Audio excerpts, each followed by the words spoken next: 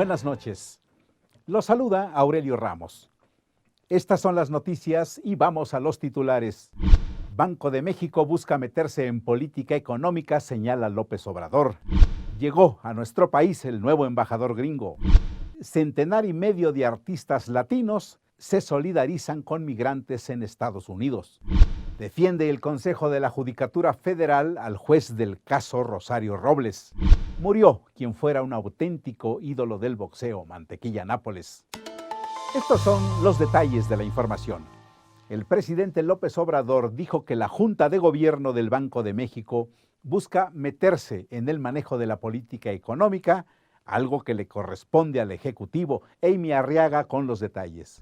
El presidente Andrés Manuel López Obrador celebró el recorte en 25 puntos de la tasa de interés interbancaria por parte del Banco de México, porque sí se estimulará el crecimiento y demuestra que está bien la economía mexicana. Luego de considerar buena la decisión de Banjico, aseguró que los integrantes de la Junta de Gobierno del Banco Central opinan más de la cuenta, hasta se quieren meter en el manejo de la política económica que nos corresponde a nosotros, hasta recomendaciones de otro tipo. Con ello, el presidente se refirió a la advertencia del Banco de México de un estancamiento de la economía nacional y los señalamientos a la calificación crediticia de Pemex y del país. Tras su declaración, garantizó el respeto a la autonomía del organismo. Dejó en claro que nosotros no nos metemos en esas decisiones, cada quien lo que tiene con su función, dijo. El jefe del Ejecutivo añadió que es mejor que usen a plenitud las libertades, su autonomía, que tengan la arrogancia de sentirse libres, a que vayan a decir que nosotros nos estamos metiendo. Reiteró que en México la economía está bien, hay un entorno favorable. Reafirmó que la reducción de la tasa de interés estimula el crecimiento. Hay más estímulos para invertir, para apoyarse con crédito, es más rentable para la actividad productiva y eso se puede hacer porque hay estabilidad. Si bajan las tasas y no hay confianza en la economía de México, podría haber desajustes.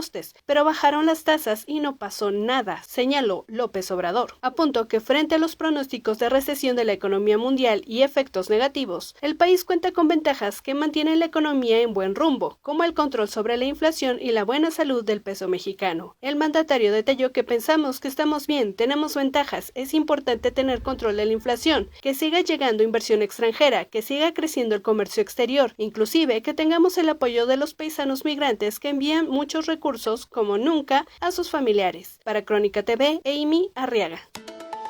Llegó a México el nuevo embajador de los Estados Unidos, Christopher Landó. Llegó con la mano extendida, expresó el nuevo embajador designado de Estados Unidos en México, Christopher Landó, a su llegada al país, y manifestó su alegría por ello. Pero también sostuvo que hay retos en la relación bilateral. Mi mensaje hoy es muy sencillo. Llego con la mano extendida. Estados Unidos gana cuando hay un México próspero y estable, y México gana cuando hay un Estados Unidos próspero y estable, dijo en un mensaje a medios en el aeropuerto capitalino tras su llegada a las 9:45 horas y haber firmado el libro de visitantes distinguidos. Acompañado por su esposa, Caroline Bruce Landó, el abogado constitucionalista, nacido en Madrid, España, hace 55 años, comentó que hay retos en la relación bilateral, pero son los que se esperan en cualquier relación tan cercana como la que tienen México y Estados Unidos. Más de 150 artistas, escritores, activistas de derechos humanos, encabezados por las actrices Eva Longoria y América Ferrera, publicaron una carta abierta de solidaridad con los latinos en los Estados Unidos. La misiva apareció en The New York Times y otros medios. Fue motivada por el tiroteo de El Paso y la mega redada contra inmigrantes en Mississippi. Manifiestan respaldo a los hispanos que pueden sentirse, dice la carta, aterrorizados, desconsolados y derrotados por ataques como aquella balacera cuyos objetivos eran mexicanos. La carta asienta que los latinos hemos sido calumniados por la retórica política y asesinados en violentos crímenes de odio. Hemos sido separados de nuestras familias y hemos visto a nuestros hijos siendo encerrados. Entre los firmantes están figuras hispanas como la activista Dolores Huerta y la actriz Jennifer López. El caso de Rosario Robles le fue asignado al juez de control Felipe de Jesús Delgadillo Padierna, conforme a turnos que son aleatorios y automáticos. Así lo aseguró el Consejo de la Judicatura Federal. También informó que hasta ahora no ha recibido ninguna queja formal por el parentesco del juez de dicha causa con la diputada federal Dolores Padierna. explicó que los centros de justicia penal federal se rigen por un doble filtro. El primero confiere competencia temporal a cada centro de manera rotativa y el segundo, ya dentro de cada órgano, la asignación de asuntos a jueces es aleatoria, automatizada y exclusiva a través del Sistema Integral de Seguimiento de Expedientes. El ex campeón mundial José Mantequilla Nápoles, quien fuera considerado uno de los mejores pesos welter de la historia, falleció en la Ciudad de México a los 79 años de edad. Estaba afectado por diversos padecimientos. Nació en Cuba, pero se naturalizó mexicano. Fue un auténtico ídolo nacional, uno de los personajes más queridos por los mexicanos en los años 60 y 70 del siglo pasado. Debutó en 1958 y se retiró en 1975, cuando tenía un registro de 77 victorias y 7 derrotas, 54 victorias por nocaut. Descanse en paz, Mantequilla Nápoles. Saludamos a Stephanie Castañeda, quien tiene más información. Adelante, Stephanie. Es un gusto saludarlos, ya es viernes, pero antes de pasar a las noticias, vamos con el comentario de Carlos Matute. En mi crónica de esta semana me refiero al guardadito de la seguridad social. Y esto es importante porque todas las generaciones deben tener conciencia que el ahorro es fundamental para poder garantizar una pensión o protegerse de las calamidades de la vida, la muerte, la invalidez y la enfermedad. Este guardadito es esencial para poder financiar y hacer sostenible cualquier sistema de pensiones o modelo de atención médica, que es, en síntesis, lo que principalmente lleva a cabo las instituciones de seguridad social. E históricamente han fungido eficientemente en mitigar la desigualdad social. Y esto pasó hasta los años 80, donde hubo un estancamiento de la protección, de la ampliación de la protección de la población ocupada. Hace 30 años se hizo una primera reforma y como producto de esta, ahorita tenemos 4 billones de pesos ahorrados, el guardadito de la generación 1997-2030. Y esto va a ayudar a financiar sus pensiones. Además, logramos subir la mínima garantizada, más de un salario mínimo, a lo que se cobraba en 1980, 1/3 de un salario mínimo. Es decir, se ha avanzado, pero es necesario hacer una nueva reforma, porque hay rezagos. Y el principal es que no hemos logrado ampliar la cobertura. Los invito a leer mi artículo de esta semana en la crónica de hoy. Soy Carlos Matute. Renunció al PRI Ivonne Ortega, contendiente por la dirigencia nacional de dicho partido. Militó durante 29 años y llegó a ser gobernadora de Yucatán, quien calificó como una de las jornadas más vergonzosas del PRI, siendo las elecciones internas de las que resultaron nuevos dirigentes como Alejandro Moreno y Carolina Villano. La exgobernadora señaló que si se insiste en las viejas prácticas y mañas, el PRI solo tiene una ruta, la extinción. Afirmó que su dimisión se dio en congruencia con sus convicciones democráticas. Por su parte, Alejandro Moreno dijo que es respetable la decisión de Ortega si considera que el PRI ya no satisface sus intereses y ambiciones personales. El INE ordenó suspender la promoción del nombre, imagen y logros del presidente López Obrador en la indumentaria utilizada por los servidores públicos en la entrega de becas a estudiantes y apoyos económicos a discapacitados y adultos mayores. La orden fue impartida a la Secretaría de Bienestar y al coordinador de programas del desarrollo del gobierno federal, la cual deberá ser ejecutada en un plazo de 48 horas. La disposición fue tomada en sesión extraordinaria de la Comisión de Quejas y Denuncias del INE. En la estación migratoria de Huehuetán, Chiapas, fue localizado un estadounidense que era buscado por el gobierno de los Estados Unidos porque simpatiza con el islamismo radical. Se trata de Mohamed Azarudin Chipa, quien de inmediato fue deportado. La Fiscalía General de la República y el Instituto Nacional de Migración entregaron al sospechoso a las autoridades estadounidenses, que lo trasladaron en un vuelo comercial a Washington. El preislamista tenía vigente una notificación azul establecida por la Oficina Estadounidense de la Policía Internacional, la Interpol, debido a que ha publicado su apoyo a islamistas radicales. Fuerzas federales capturaron a 8 personas, entre ellas 2 militares y el director de Seguridad Pública del municipio jalisciense de Villa Corona. Las capturas ocurrieron en cateos realizados en la Ciudad de México, Jalisco y Sinaloa, en las que fueron aseguradas armas y cartuchos. La Fiscalía General de la República informó que 6 fueron detenidos con base en órdenes de aprehensión por el delito de delincuencia organizada, con la finalidad de cometer el acopio y tráfico de armas. Los otros 2 fueron capturados en fragancia por su relación con el mismo grupo. En los cateos fueron asegurados 5,000 cartuchos, 5 armas largas calibre .762, 12 cajas de cartón con 50 cartuchos cada uno, calibre .45, y un arma de fuego calibre .380, además de cargadores, computadoras, celulares y una camioneta. Ahora vamos con el comentario de Rafael Cardona.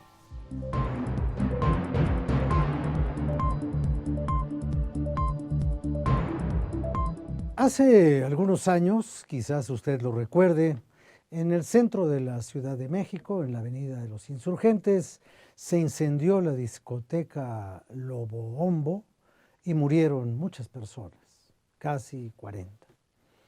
En aquel tiempo la delegada de Cuauhtémoc era Dolores Padierna y la jefa de gobierno era Rosario Robles.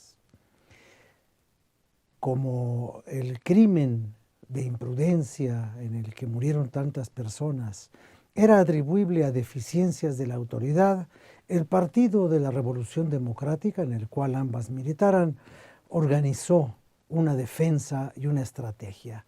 Y ahí salieron las 2 mujeres vestidas con chamarras iguales a recorrer los antros y los centros nocturnos de la delegación Cuauhtémoc para buscar las medidas de protección civil que impidieran que un asunto como ese volviera a ocurrir en la ciudad. Rosario protegió a Dolores y Dolores hoy es casualmente la tía carnal del juez que ha hundido en la prisión preventiva oficiosa a Rosario Robles.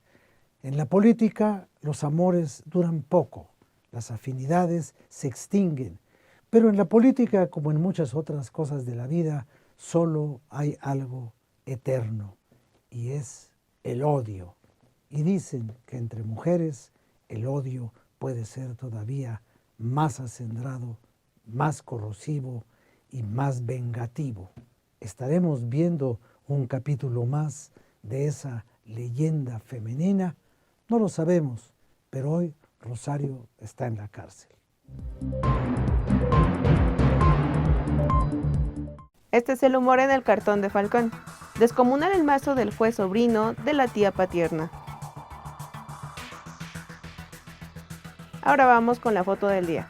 En el centro comercial Plaza Tepeyac, en la alcaldía Gustavo Madero, se produjo un incendio que dejó un lesionado. Durante las maniobras de extinción, guardias de seguridad agredieron a reporteros. Ahora sí, eso es todo por mi parte. Muchísimas gracias.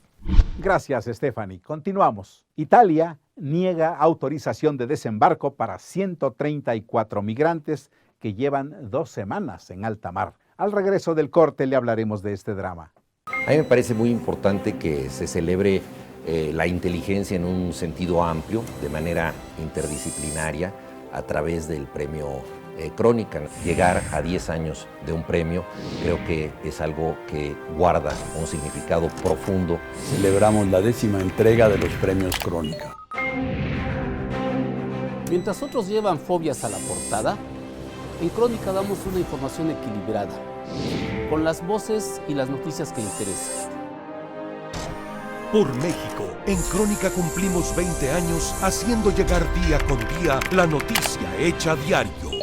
Hay países dispuestos a recibir a los migrantes que estuvieron 14 días en alta mar, pero Italia niega autorización de desembarco. Amenazas de suicidio con actos de violencia, agotamiento físico y psicológico al límite. Esa es la situación de los 134 inmigrantes que permanecen en el barco Open Arms en las costas italianas, por lo que la ONG española pide su evacuación inmediata. Esto va en la línea de la resolución judicial, que es un título suficiente para poder entrar en aguas territoriales y que se preste la asistencia necesaria a estas personas, ya que el juez entiende que todas estas personas están en necesidad extrema. Pese a todo, el gobierno italiano, en voz de su ministro del Interior Matteo Salvini, se niega a autorizar el desembarco. La precaria situación de los ocupantes de la nave, que lleva en el Mediterráneo 15 días, ha sido corroborada por la ONG italiana Emergency. Su informe habla de la presencia de 28 menores de 16 y 17 años procedentes de Eritrea, Sudán y Nigeria, entre otros, y que varias de las personas rescatadas han sufrido abusos, torturas y violaciones de sus derechos humanos, por lo que se encuentran en condiciones de extrema vulnerabilidad agravadas por la incertidumbre y el estrés que están viviendo. Ello les expone a sufrir riesgos psicopatológicos, dice el documento. La mayoría tiene problemas de ansiedad y depresión, pero también tensión muscular, insomnio e incluso pensamientos de autolesión. Mientras que los médicos del Cuerpo de Socorro Italiano de la Orden de Malta, que también accedieron al barco, explicaron que las condiciones sanitarias son pésimas, el espacio es muy limitado y solo hay 2 baños, por lo que los migrantes a menudo se ven obligados a satisfacer sus necesidades donde duermen y comen. La autorización para llegar a un puerto depende de Salvini, que está utilizando el discurso antiinmigratorio para aumentar sus simpatías, como ha hecho en el último año con éxito según los sondeos.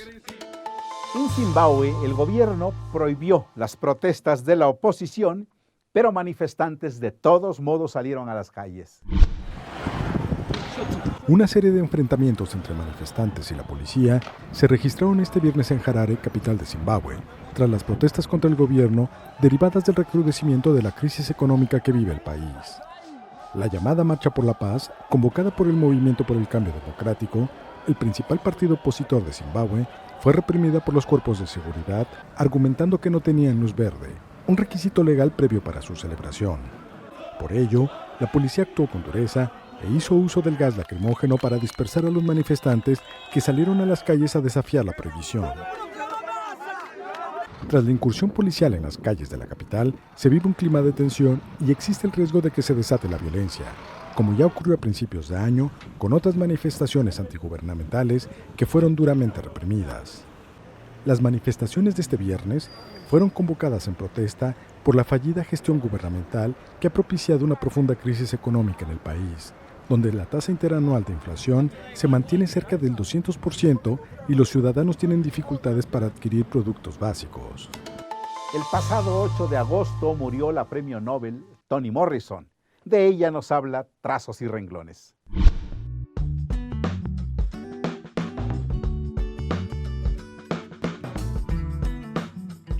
A Toni Morrison se le dio la carga no pedida de ser una escritora mujer, afroamericana y premiada, en fin, un discurso viviente. Sin embargo, ese compromiso no opacó su literatura. La estadounidense desarrolló enunciados densos, cargados de oraciones subordinadas, porque se acerca la oralidad, a esa forma de contar ansiosa de una voz que fue acallada por siglos. Este lenguaje narrativo es igual de complejo que la vida de los afroamericanos como minoría en la historia de su patria. Así que el examen de Morrison también es profundo en torno a raza, memoria, esclavitud, violencia, identidad, integración y lo femenino. En 1970 terminó su primera novela, Ojos Azules, que critica la construcción social de raza y el ideal de belleza femenino. Le siguieron Zula de 1973, que aborda la condición desfavorable de la mujer negra estadounidense, La canción de Salomón de 1977 sobre el blanqueamiento del pasado y La isla de los caballeros de 1981, que cuenta la llegada de un náufrago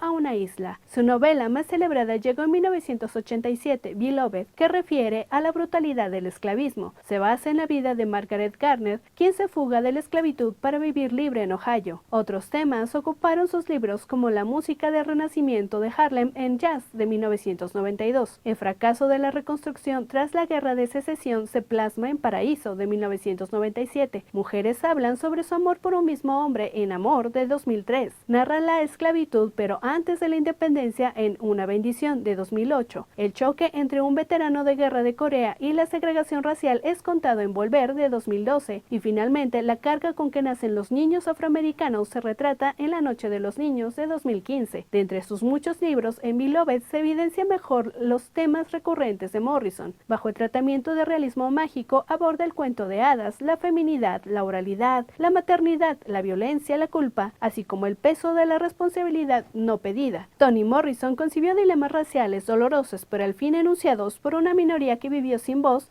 pero con muchos recuerdos. Hasta la siguiente ocasión, esto fue Trazos y Renglones.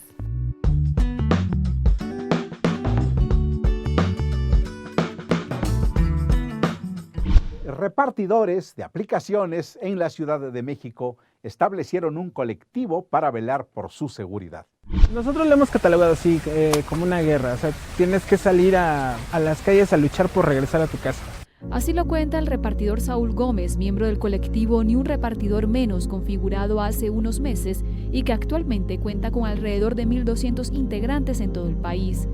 Accidentes de tráfico no siempre cubiertos por el seguro, asaltos a punta de pistola e incluso acoso son las batallas que combaten a diario. Según Saúl, a los conductores de taxi o autobús se les hace gracioso acercar de más el vehículo a los repartidores, quienes suelen movilizarse en bicicleta. Brian Estrada, quien lleva 3 años como repartidor en Ciudad de México, relata a EFE un accidente que tuvo al chocar con un coche. Me aventó un carro y sufrí pérdida de memoria. Lo que son los lentes se me incrustaron en la cara, perdí 6 dientes, tuve lesiones graves en rodilla y hombro. A Brian no le cubrieron gastos médicos, aunque contactó a la plataforma para la que repartía en ese momento. Cuando salen de casa, los muchachos del colectivo Ni un repartidor menos cuentan con herramientas que han denominado bitácora de guerra o mapa de fraudes. Su creador, Antonio Moreno, nos cuenta. Muchos clientes lo que hacen es pedir en efectivo y al momento que llega el repartidor le dicen, no, pues ¿sabes qué? Yo hice mi pedido con forma de pago con tarjeta de crédito. Entonces el repartidor pues contacta a soporte, el cliente le quita las cosas porque supuestamente pagó con tarjeta y pues esos productos se los terminan cobrando al repartidor y pues es gente mañosa, ¿no? A todo esto se suma la posibilidad del intento del acoso sexual. La repartidora Stephanie Rojas explica a EFE que hasta el momento se tienen contabilizados 6 reportes de acoso a repartidoras en los últimos meses. Para una mujer es muy incómodo. Por ahí me comentaron que pues están en su casa, sí, en su casa pueden hacer lo que quieran, pero no recibes a tus visitas en calzones y menos a una mujer. El mapa de fraude se puede conectar a la aplicación Google Maps para que cuando el repartidor está en ruta evite zonas peligrosas, pero aún así, esto no garantiza que estén a salvo. Llegamos al final. Gracias. Síganos en nuestras redes sociales y en nuestra página www.cronica.com.mx. Ya es fin de semana, disfrútelo. Hasta el lunes. Soy Aurelio Ramos. Muy buenas noches.